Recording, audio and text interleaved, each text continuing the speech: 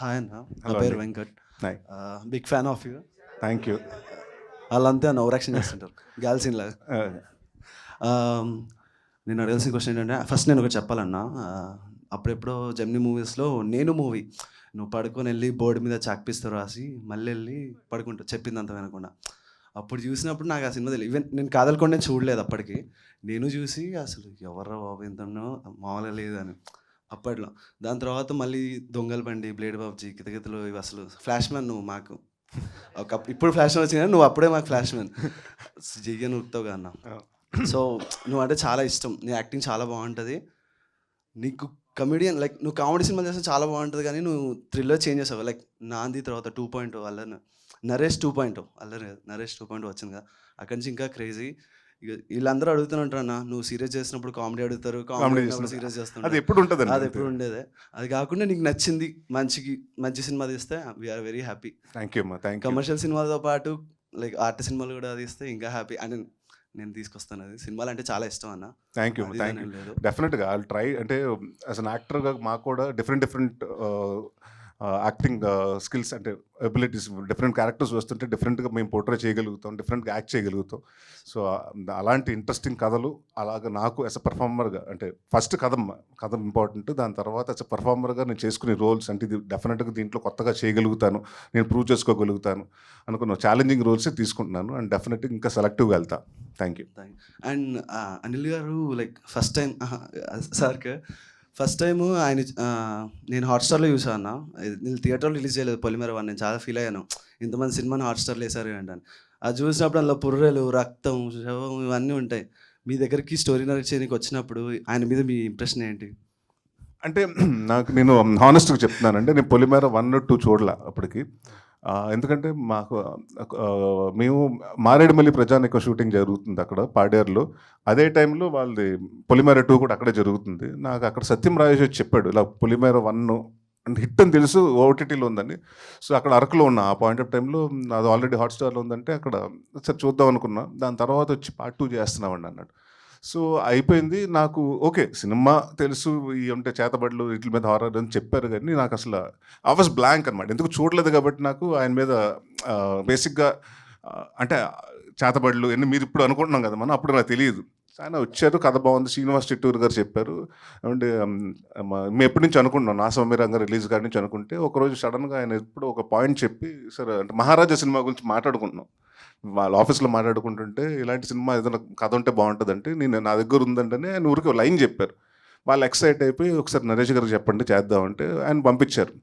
పంపించిన తర్వాత కథ నచ్చింది, కథ విని నచ్చి తర్వాత వెళ్ళి అప్పుడు డౌట్ వస్తుంది కదా, అసలు ఓకే ఇంత బాగా చెప్పాడు ఎలా తీస్తాడని. ఆ రోజు వెళ్ళి అదే నైట్ పార్ట్ 1, పార్ట్ పొలిమేర 1, 2 ఫినిష్ చూడటం జరిగింది. సో డెఫినెట్గా ఎందుకంటే నాకు అదే చెప్తున్నాను, మల్టీ లేయర్స్ ఉన్నాయి. మీరు పొలిమేరలో కూడా చూస్తే 4-5 కథలు చెప్తుంటారు ప్యారల్గా. సో నాకు చిన్న కన్ఫ్యూజన్, నాకు ఈ సెకండ్ హాఫ్ వచ్చేటప్పుడు స్క్రీన్ ప్లే బాగా చెప్తున్నారు కానీ ఎలా తీస్తారు అని. So the minute I saw Polimera part 2 and I know okay, ఆయన కరెక్ట్గా అన్నీ అర్థమయ్యేలా చేస్తున్నారు, ఈజీగా ఉంది, ఆయన చెప్పి చాలా స్మూత్గా కమ్యూనికేట్ చేస్తున్నారని కాన్ఫిడెన్స్ వచ్చింది. ఇంకా దాని తర్వాత అంటే దాని ముందే ఓకే చెప్పాను, దాని తర్వాత ఓకే చెప్పిన తర్వాత సినిమా చూడటం జరిగింది. అనిల్ గారు, మీరు పొలిమేర 1, 2 బ్యాక్ టు బ్యాక్ తీశారు. ఇప్పుడు 3 కూడా తీసేస్తే అయిపోతుంది కదా, మధ్యలో ఇవన్నీ రాయడం అంటే లైక్ స్పీడ్గా వచ్చేస్తా, చూసేస్తా, అదొక ఆనందం ఉంటుంది. అంటే ఏం లేదండి, కర్ణుడు చావుకి 100 కారణాలు అంతే. 3 స్టార్ట్ చేయడానికి నేచర్ కూడా సపోర్ట్ చేయాలి అంతే. నేను రెడీగా ఉన్నాను, బట్ లాట్ మెనీ థింగ్స్ అనమాట హ్యాపెనింగ్ బిట్వీన్. అవన్నీ పక్కన పెట్టేస్తే నాకు కూడా ఇప్పుడు మీరే అంటున్నారు చేతబడులు డైరెక్టర్, వెనకాల నిమ్మకాయలు ఉంటాయి ఎప్పుడు వీడికి, ఇట్లాంటి అది మార్చుకోవాలనిపించింది. సో అందుకని ఇంకో కొత్త కథ డిఫరెంట్, నా దగ్గర చాలా కథలు ఉన్నాయి. నేను ఇప్పుడు ఏదో 2020లో ఒకేసారి ఎమర్జ్ అయిపోలేదు డైరెక్టర్గా. I have been struggling from 14 years. So నా కథలు నా దగ్గర చాలా ఉన్నాయి. సో పొలిమేర అనేది వన్ ఆఫ్ ద స్టోరీ అంతే. సో అట్లా ఇంకో కథతోటి వచ్చి సార్కి నరేట్ చేయటం, ఇది వేరే కథలాగా వచ్చింది అంతే. సో నేను అది త్వరలోనే బ్రేక్ చేసుకుంటాను ఎలాగో ఆ చేతబడులు అనే ఇమేజ్ని, బట్ పొలిమేర 3 తర్వాత. ఇలాంటి సీరియస్ సినిమా వేసాక మీరు కామెడీ సినిమా వేస్తే భలే అనిపిస్తుంది. నేను చాలా పెద్ద ఏమంటారు అడ్మైరర్ని అండ్ ఎంటర్టైనర్ అవుతా కామెడీ సినిమాలకి. డెఫినెట్లీ నేను కామెడీ సినిమా చేస్తాను డౌన్ ద లైన్. అంటే ఒక మంచి లవ్ స్టోరీ కూడా చేస్తాను. నిమ్మకాయలు పొరలు కాకుండా పువ్వులు కూడా చూస్తే బాగుంటుంది అని. డెఫినెట్లీ ఎందుకు ఇందాక మీరు నేను సినిమా గురించి చెప్పారు, అలా చెప్తున్నప్పుడు నాకు ఆ బోట్ సీన్తో పాటు ఇంకో సీన్ కూడా ఉంది సార్. క్లైమాక్స్లో మీరు డాన్స్ చేసుకుంటూ ఫైట్ చేస్తూ ఉంటారు రెయిన్లో. నేను ఇది భీమవరంలో చూసా విజయలక్ష్మి థియేటర్లో. అప్పటికి నేను తమిళ సినిమాలు నేను చూడను, నాకు తెలియదు అసలు ఏంటి అసలు ఇలా ఎలా కన్సీవ్ చేశారు సీన్ని. అసలు అక్కడ మ్యూజిక్తో మీరు అలా ఇన్వాల్వ్ అయిపోయి అక్కడ అది నాకు చాలా పెద్ద థింగ్ సార్. అండ్ చాలా బాగుంటుంది ఆ సినిమా. ఆ సీన్ మాత్రం అండి, ముగ్గురు డైరెక్టర్స్ ఆ సీన్కి. ఒక అంటే కొరియోగ్రాఫరు, స్టంట్ మాస్టరు, డైరెక్టర్. ఎందుకంటే మధ్య మధ్య డైలాగ్స్ తోటి ఉంటాయి.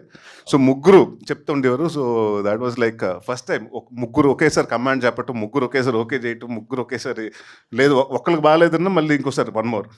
So that was like most memorable thing అండి. అంటే నాకు ఐ ఎంజాయ్డ్ ఇట్ అండి. ఆ సినిమా నేను ఫస్ట్ కాదలకొండని చూసినప్పుడు one of the key factor అంటే దాంట్లో అడుగు దివ్యా దివ్యా దివ్యా అని ఆ వర్షంలో అంటే దాట్స్ ఆ క్యారెక్టరైజేషన్ నచ్చిందండి. సో అలాగా దానికోసం సినిమా అంటే దట్ వాస్ మై ఛాలెంజింగ్. ఒక సినిమా అదొకటి. ఆ బోర్డ్ సీన్లో చాలామందికి డౌట్ ఏంటంటే డస్ట్ నిజంగా తగిలిందమ్మా, కరెక్ట్గా మార్క్ ఉండాలి. ఎందుకంటే నార్మల్గా స్పాంజ్తో వేస్తుంటే వెనక్కి అయిపోయి బౌన్స్ అయిపోతుంది.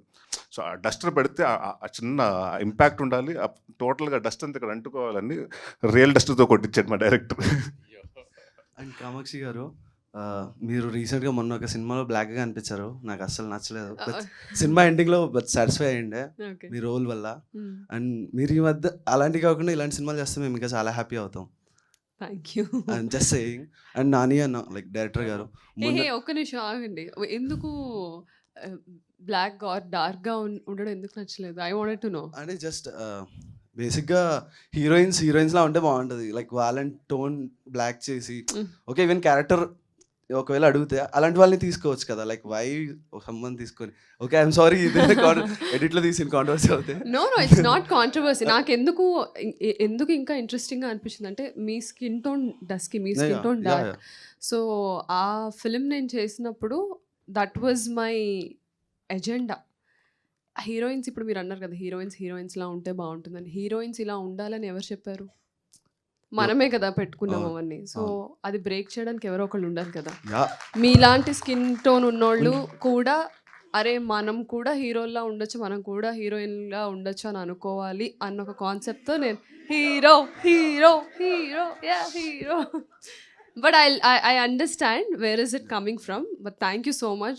That's so sweet of you. But I wanted to convey this. Thank you.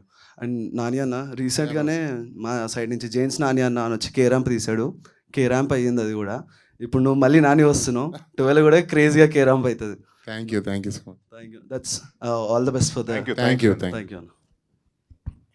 Yeah ఇప్పుడు అంటే కామాక్షి గారు మాట్లాడిన ఆ ఒక్క మాటకి నాకు ఒకటి చెప్పాలనిపించింది. జేబులు పెట్టి చేతులు జేబులో పెట్టి వెళ్ళిపోవాలా?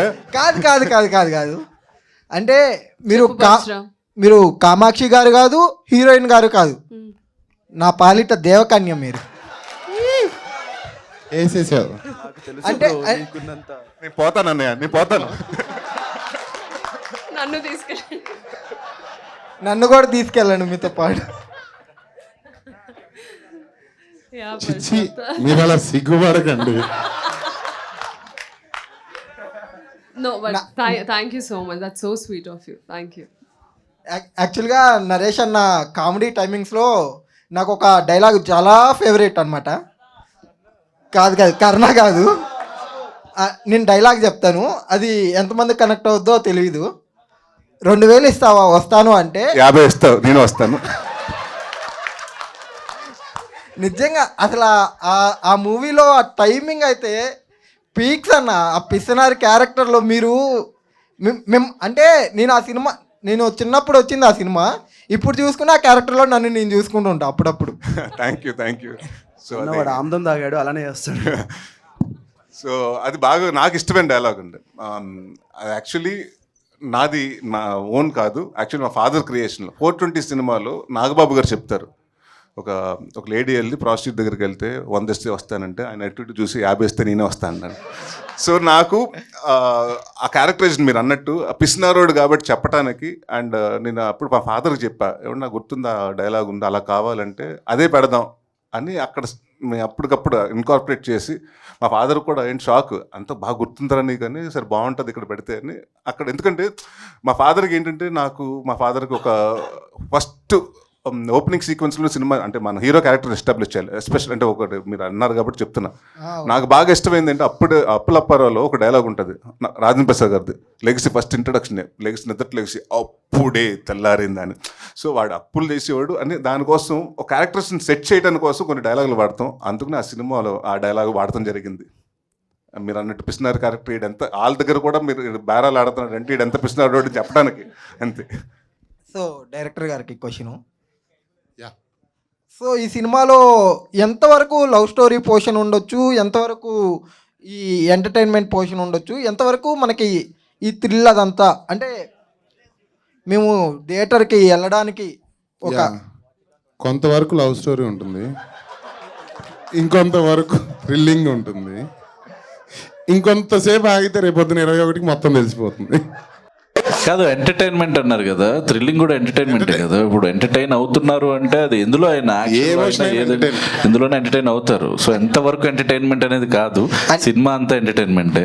అంటే కుర్చీకి ముందుకు వచ్చేయాలి కదా, ఇట్లా వచ్చి చూడాలి కదా అని. లేదు 2-3 సార్లు జర్క్ అవుతారు, మాకు కంగారు పడద్దు. 21 తారీఖు సినిమా చూడండి 2-3 సార్లు ఉంటుంది, గట్టిగానే ఉంటుంది. ఆ జర్కుల వల్ల సామాన్యం కదలవు కదా. యూబై ఇచ్చారు మీకు డౌటే. ఇంకా చాలు అలాంటి ఏదైనా ప్రాబ్లం అయితే చెప్పండి, తెలిసిన డాక్టర్ ఒకటి ఉన్నాడు.